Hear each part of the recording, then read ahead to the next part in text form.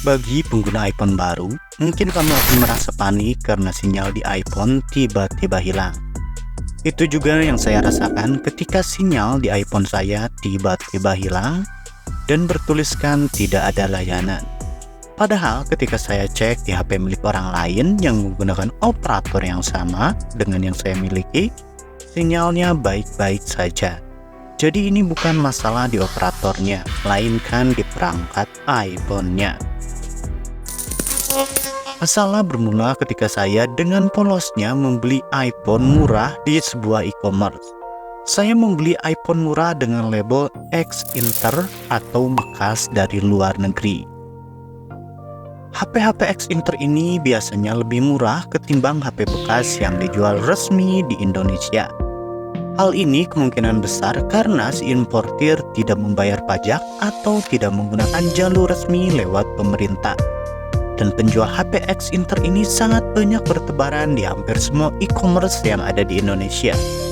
Dan disinilah malapetakannya terjadi. Karena tidak masuk secara resmi dan tidak bayar pajak ke pemerintah, maka sinyal operator akan terblokir.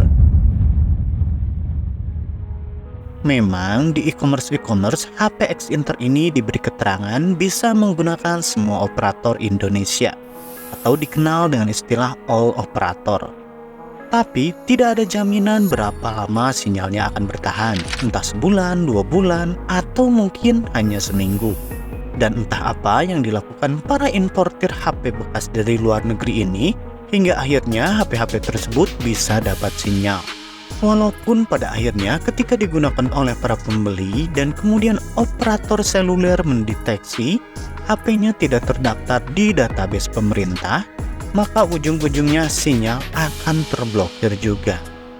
Kalau sudah seperti ini, mau apa? Tidak ada pilihan lain selain mendaftarkan HP tersebut ke database pemerintah. Jika lewat jalur resmi, kita bisa mendaftarkan HP bekas dari luar negeri dengan syarat adanya paspor, boarding pass, dan persyaratan dokumen lainnya yang berkaitan dengan bukti-bukti kepulangan kita dari luar negeri. Dan dengan waktu paling lambat 60 hari setelah penerbangan dari luar negeri tersebut. Syarat-syarat tersebut tentu saja tidak akan bisa terpenuhi oleh para pembeli HP X Inter ini. Karena tentu saja kebanyakan dari pembeli bukanlah orang yang habis pulang dari luar negeri. Tapi lagi-lagi selalu ada celah untuk melakukan aktivitas ilegal di negeri ini. Saya menemukan jasa unlock email di e-commerce Orange agar email dari HP kita terdaftar di database pemerintah.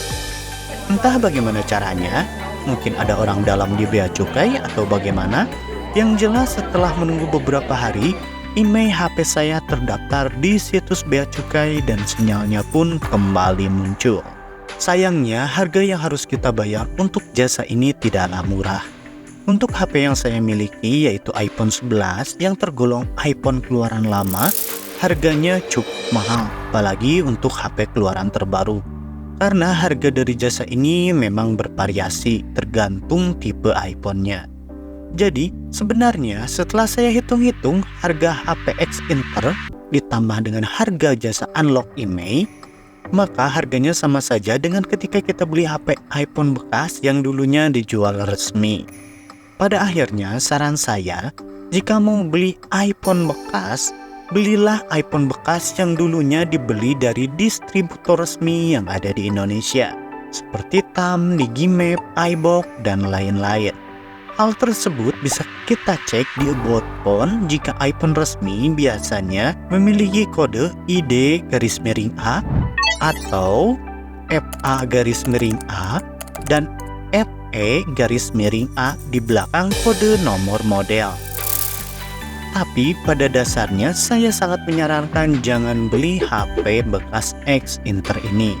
Jika kamu sudah terlanjur beli HP bekas X Inter, kemudian sinyalnya hilang dan sulit menemukan jasa unlock email, karena biasanya para penyedia jasa tersebut suka kucing-kucingan dengan moderator iklan di e-commerce. Jasa semacam ini sebenarnya memang dilarang di e-commerce. Solusi murah dan aman lainnya yang bisa kita lakukan adalah dengan membeli MIPI. MIPI adalah modem kecil yang bisa memancarkan sinyal Wi-Fi. Jadi kita tinggal masukkan SIM card operator ke MIPI lalu tinggal hidupkan. Sehingga nantinya sumber internet di HP kita bisa mengandalkan Wi-Fi dari MIPI ini. Selain itu, dengan menggunakan cara ini, baterai di iPhone pun akan lebih awet. Namun tentu saja kelemahannya kita kemana-mana jadi harus membawa perangkat MIPI tersebut. Walaupun sebenarnya ukurannya kecil, lebih kecil ketimbang ukuran HP pada umumnya. Banyak brand dari MIPI, kamu bisa cari sendiri di e-commerce, harganya mulai dari 200 ribuan. Tapi ingat, harus yang ada baterainya ya, biar kita bisa bawa sambil berpergian. Karena ada beberapa modem yang tidak menggunakan baterai. Kalau ingin lebih murah lagi, kita bisa beli modem bekas Bolt dengan seri MF50 yang biasanya dijual seharga 70.000 hingga 100 ribuan saja. Tapi ini tanpa baterai ya, sehingga untuk menghidupkannya harus tersambung ke adapter charger atau bisa juga lewat power bank. Meskipun secara fungsi ini sudah cukup menurut saya, karena bisa menyebarkan Wi-Fi ke 10 perangkat sekaligus. Selain itu, kecepatan internetnya juga lumayan, sudah 4G. Dan dari pengalaman itu semua, hal yang perlu kita ingat selalu ada prinsip, di mana ada harga, di situ ada rupa.